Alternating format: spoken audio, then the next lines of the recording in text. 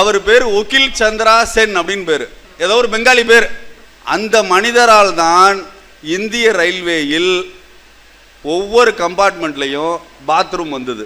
1909ஆம் ஆண்டு சுதந்திரம் அடைகிறதுக்கு முன்னாடி பிரிட்டிஷ் காலத்தில் அவர் ஒரு வெஸ்ட் பெங்காலி ஒரு அகமத்பூருங்கிற ரயில்வே ஸ்டேஷனில் ட்ரெயினில் ஏறுறார்.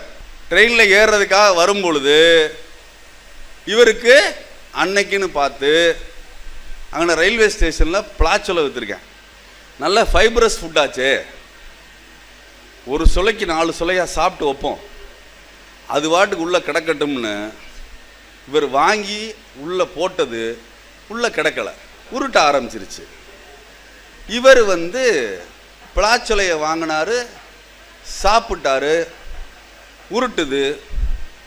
நேராக ரயில்வே ஸ்டேஷன். அப்போல்லாம் ட்ரெயினில் ஃபஸ்ட் கிளாஸ், அதாவது பிரிட்டிஷ் பீப்புள் போகிறாங்கல்ல அந்த கம்பார்ட்மெண்ட்டில் மட்டும்தான் ரெஸ்ட் ரூம். இந்தியன்ஸ் போகிற கம்பார்ட்மெண்ட்டில் ரெஸ்ட் ரூம் கிடையாது. இவர் தோது பார்க்க போயிட்டார். வண்டி கிளம்பிருச்சு சார். வண்டி கிளம்புன உடனே இவர் என்ன பண்ணுறாரு, ஓடி ட்ரெயினில் ஏறலான்னு பார்க்குறாரு. ட்ரெயின் போயிடுது.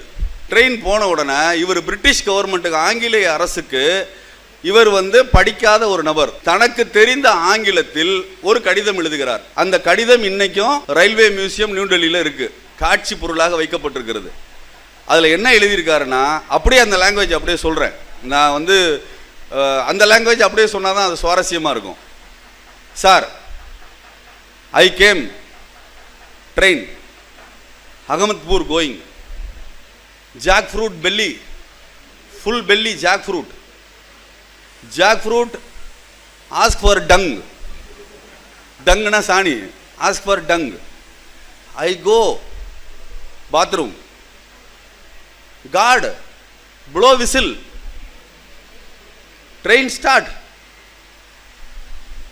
ஐ hear whistle, come run with one hand dhoti, another hand lota. கழுவுன லோட்டாவையும் தூக்கிட்டே வந்திருக்காரு. ஒரு கையில் வேட்டி ஒரு கையில் லோட்டாவோட ட்ரெயினை பிடிக்க முடியாது. One hand dhoti, one hand lota. Train went. I write to the newspaper, I report, big report, you give toilet in all train. Chandra Sen.